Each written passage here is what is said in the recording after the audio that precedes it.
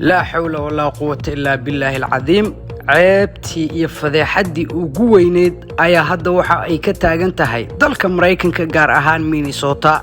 wiil Soomaaliyeed ayaa waxa uu qirtay in lacag gaaraysa $1 milyan uu cunay hal sentina uusan ka dhiibin. sidoo kale waxa uu la shaqeynayay qolada barnaamijkan bixinaysay ee lagu magacaabo Feed Our Future, haweeney kale oo ajnabi ah. iyadoo waxa ay gadatay guriga halkaas idinkaga muuqda lacagtiisana waa $1 milyan iyo $200 Mareykanka.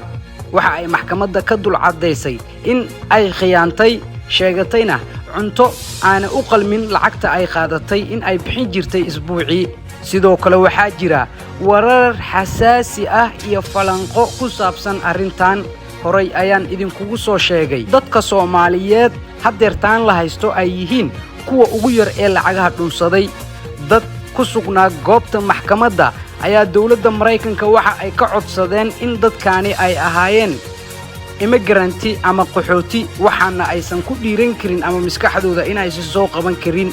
waxa la codsaday in xitaa baaritaan lagu sameeyo dadka dawladda u shaqeeya haddii ay yihiin Soomaali iyo waliba Oromada oo ah labada dal ee Afrikaanta ah ee xilligan ugu roon dalka Mareykanka.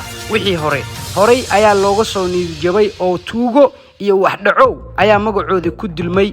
daawadayaal waxaan idinku salaamayaa salaanta islaamka. assalaamu calaykum waraxmatullaahi wabarakaatu. kulanti wacan daawadayaal meel kastoo aad adduunka ka joogtaan.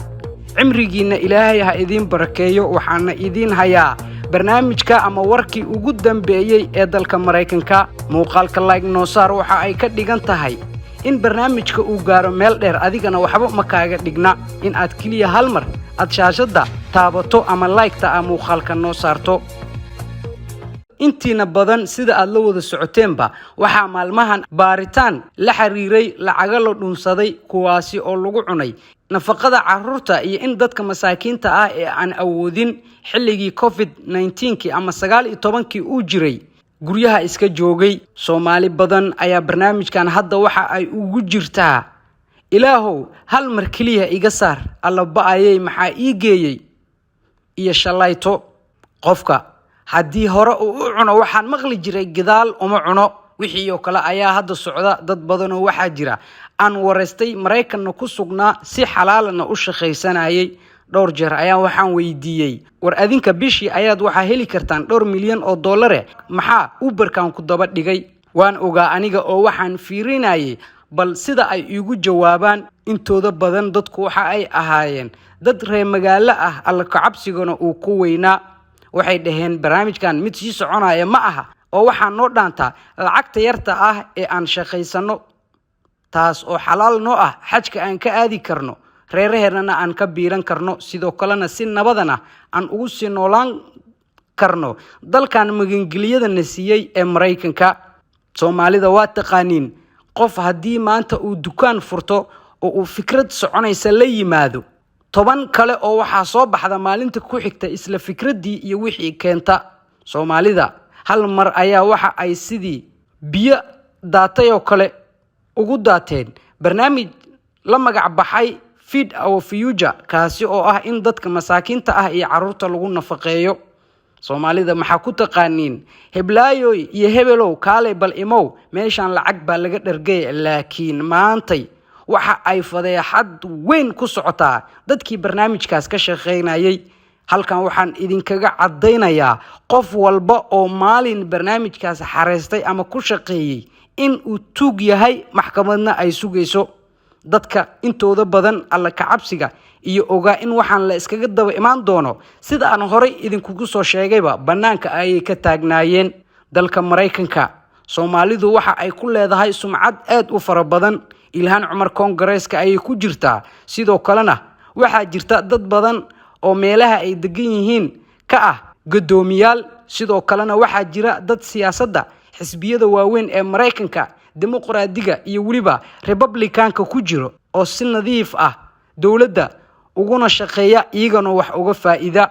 laakiin maanta Soomaalidii oo dhan adduunka waxa laga dhageysanayaa qof leh waxa ii furnaa meel maqaaxi ah maalinkiina waxaan quudin jiray 3,200 oo ilmo ah. gaaladii cadaanka ahaa iyo dadkii kale ajaanibta ahaa ayaa yaaban war sidee hal qof kaliya 18 milyan oo dollar uu ku cuni karaa waa sax waa su'aal isweydiin mudan dadka Soomaaliyeed waxa ay u haystaan in dadkii iyaga keenay dalka Mareykanka una aqbalay qaxootinimo in ay ka aqli badan yihiin laakiin aniga hadda waxaan idin sheegayaa muuqaalada qaar ee Fox 9 iyo waliba telefishinada kale CNN-ka iyo la soo dhigo ee barnaamijkan quseeya khaasatan Soomaalida dadka commentiyada ka bixinaya ee ajaanibta ah waxa ay ku wada qorayaan commentiga war macquul ma ahan in hal haweeney 18 milyan oo dollar ay cunto barnaamijkan waxa jira dad badan oo ku jiro oo ka waaweyn oo maskaxdan keenay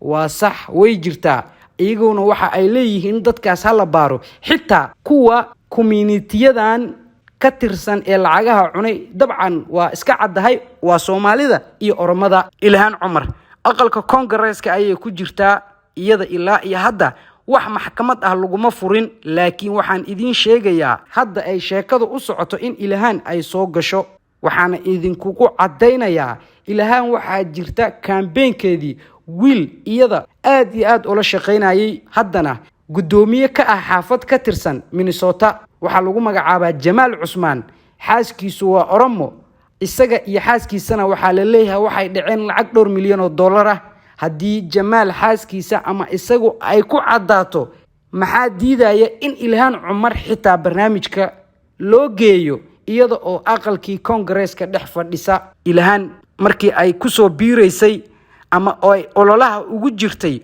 waxa jirta Soomaali badan oo lacaga siiyay maqaaxi lagu magacaabo Safari waxa ay ku jirtaa dadka Ilhaan lacagii campaign-ka siiyay sidoo kale barnaamijkan hadda Soomaalida loo haysto waxa uu socday 3 sano ka hor koronihii Muuse soo bixin marka Ilhaan waxa ay ku soo gali kartaa kiiskan horena waan idinku soo sheegay in waxaanba dadka loo cunsiinayaba in magaca laga dilo Ilhaan aad iyo aad waxa ay isku hayaan siyaasadii madaxweynihii hore ee Mareykanka Trump dhowr jeer waxa jirtay inta badan maalin kasta waa inii sheegaa dhowr jeer waxa jirtay in website-yada iyo television xun oo Soomaalida aad iyo aad u neceb oo lagu magacaabo Fox 9 ay dhowr jeer ka qoreen Ilhaan Cumar barnaamijyo micnihiisa iyada sumcad ahaan wax ugu keeni kara waxa kamid aha in ay iska soo daabaceen ayadu 12 sano ka hor in walaalkeed dalka ay ku keentay ninkeygii waxa kale oo ku jirta qolada telefishinkaasna daabaceen lacagtii Ilhaan Cumar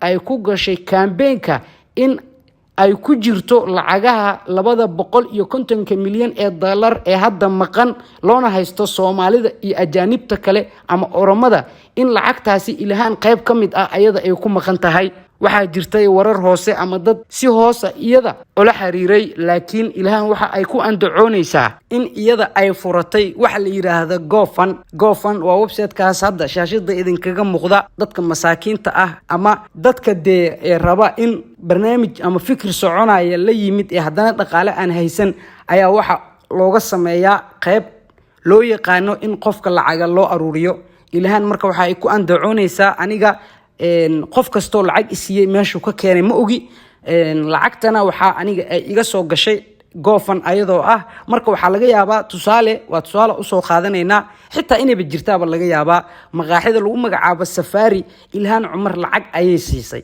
marka Ilhaan waxa ay ku andacoonaysaa aniga maqaaxidan maamulkeeda aniga lacag kaasha emaysa siin laakiin website-kii aniga dadkayga ama dadka muslimka ahaa ee taageersana maxaa yeelay ayada tartanka waxay kula jirtay shakhsi kale oo gaal ah marka ayada waxay leedahay community-gayga islaamka ah iyo dadka kale oo cadaanka ah ee aniga siyaasad ahaan ila dhacsana ayaa lacag isiyay masaajidada lacag liiga aruuriyay ganacsiyada looga qaaday sidoo kale waxa kamid ah ninkii hore ee qabi jiray Axmed Xirsi in xitaa reer ahaan dadka uu ka soo jeeday xitaa uu si gooniya inuu ugu tagay dadkooda hantida leh oo lacag uga qaaday marka Ilhaan iyada barnaamijkan hadda haduu soo galo xoogaa way isdifaaci kartaa laakiin gaaladan ama dadkan cadaanka ah waa dad iyaga oo dhan miskixiyan diyaarsan waa laga yaabaa dhowr sano kadib in Ilhaan la dhaho haye waa ku jirtaa laakiin qaabka ay wax u baarayaan systemka waliba kaaga sii daran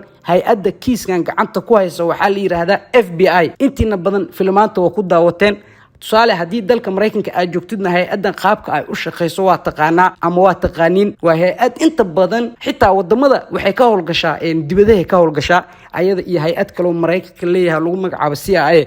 laakiin FBI-du waxa ay inta badan daba gashaa dadka wax dililka geysta, dadka daroogada, dadka maaragtay isha qolyahan kale ee islaamnimada beenta ku qaraabta in ay barnaamijyadooda daba gasho soona ogaato. kiiskan hadda lacagaha ay Soomaalidu cuneen waxa gacanta ku hayso FBI-da. marka waxa laga yaabaa in ilhaan lagu keeno dhowr sano kadib xitaa way qaadan kartaa. maxaa yeelay barnaamijkan dadkan hadeertaan la maxkamadeenayo 2 sano ama sanad iyo barka hore lagu daba jiray. barnaamijka xitaa waa tii hore aan idinkugu sheegay in xilli barnaamijka la joojiyay ama la hakiyay, laakiin markii dambe dadkii barnaamijkan lacagaha waaweyn ku cunayay ay dhaqaale ku bixiyeen. sidoo kale waxaa jira in community-ga Soomaaliyeed xitaa ilmihii iyo dadkii waaweynaa banaanka ay yimaadeen oo boorar qaateen oo wasaaradda waxbarashada oo barnaamijkan laga soo qaaday hortooda ay ku banaan baxeen oo waa dhima rabnaa gaajana haysoy. Mareykankana waa ogtihiin waxa uu ku jiraa wadamada adduunka ugu dhaqaalaha badan xilligan. xitaa waxaa jirta cudurkan xumaa markuu Mareykanka ka dilaacay, Mareykanka waxa uu ku jiraa dhowr dal oo dadkooda korontadii, cuntadii wax walba free uga dhigtay. sidoo kale waxaa ku jirta Australia tusaale waxaa jirtay sanad iyo bar ka hor. intiina badan ma aqaan in aad telefishinada daawataan, laakiin aniga inkastoo aan si fiican Australia aan daris la ahay oo wadan bad ahaan ama isxigaan saacad ahaana wax yar ay ka horeyso, halka Australia ay Mareykanka ka horeyso 20 iyo dhowr saac oo kale. Afrikada dalkeena Soomaaliya Australia waxay ka horeysaa 9 saac oo kale, laakiin annaga 3 saac waxaa jirta gobollo 2 saac naga horeeya ama xitaa kuwa isku saacadna jira. Australia oo kale marka waxaan tusaale uga soo qaatay Australia oo kale 2 dabaq oo Soomaalida iyo dad kale ay degiin, laakiin Soomaali ay u badneeda jirta. والله إن أنا بين إيدين شيء نيوز كاسد وهرادينا أو حتى إن شاشة إيدين صارن إسكوديا دتك عنتها لو كيناي دتك عنتها لو كيناي كورنتدي بيه وحدنا فريا لو قديجة. وأستراليا مريكان وكنتني أفر قبل أما كنتن أفر دولة قبل ديو ستيت كان هذا مينيسوتا اللي كله سومالي أيا أبدا كورنتدي دتك حتى قارة ديمو وين لسينا أو حتى gadaal dambe xitaa looga cafiyay qofkii markii la arkay inuu sideenta keeni karin xitaa waa loo cafiyay. marka Mareykanka wuxuu ku jiraa wadamada dadkooda 2 sano adduunka balaayadan ay kharibtay aad iyo aad dadkooda ugu dadaalay dhan walba waxa noqoto. Soomaalidii ayaa waxay timid markii barnaamijkan la hakiyaan hadda aan ka hadlayaay. Soomaalidii ayaa boorar soo qaatay sida hadda sawirkan hortiina ka muuqdo, ciyaal dad waaweyn, haweenkii xitaa waxa ku jiray dad culimo ah waa lagu banaan baxay. barnaamijka waa la fasaxay sanad iyo bar ka hor, barnaamijka waa la hakiyay waa la fasaxay, laakiin sirtan iyo systemkan waxa watay hay-adda FBI-da oo barnaamijkan iyada gacanta laga saaray. FBI-da waxay rabtay in dadkii iyagoo wax dhacayo xitaa aysan fafakan lagu dul qabto sida hadda dhacday oo kale. Jamaal Cusmaan oo kale xaafadu wuxuu ka yahay gudoomiye, naagtiisu waa Oromo, waa loo haystaa inay wax cuntay. xitaa isagu waxa la leeyahay sanad iyo bar ka hor barnaamijka ka baxeen, laakiin 10 sano hadda kadib waa kii lagu soo qabto. haddii aad aragteen Mareykanka waxaa jirta 30 sano 85 qof la dilay oo qofkii dilay 2020 ilaa 2022 kan hadda aan ku jirno oo maxkamad la keenayo la leeyahay ninkan 30 iyo dhowr sano ka hor ayuu dilkaas geystay. imisa u dhaxaysa mataqaana dhowr iyo 30 sano de baaritaan lagu hayay. marka ilhaan ama dhowr sano kadib waa horna waa in kugu sheeg waxa la rabaa Soomaalida in sumcadda laga dilo. ilhaan oo Congress-ku ku tagtay hadii lagu soo oogo lacag ama cadeemo lagu keeno ayadoo la leeyahay lacag ilmo iyo dad masaakiin loogu talagalay cuntay, ceeb Soomaalida u dhiman ma jirta. hadalku in ku dheereeyaa u maleynaa sheekadu ilaa ay hadda way socotaa. wixii wara oo ku soo kordhana insha Allah inta ayaad kala socon doontaan. Soomaalidana kulli ilaaha u maqan dalkeena waa aragta maanta dhinac waxa iska haysta urxuno de gaala, xataa gaalada Roomba oo hadda anaga inay dalalkooda ina ugu tagnay waliba lacag nagu siinay in caruurteena aan siino oo aan sii cunay. gaalada xitaa karoon qayb ay kuwaas haysto, qayb waxa haysto abaar ba haysato. والله dadkii biil aan cunto la'aan u dhimanayeen. marka ilaahay dhibkaani waxaan naga dul qaado.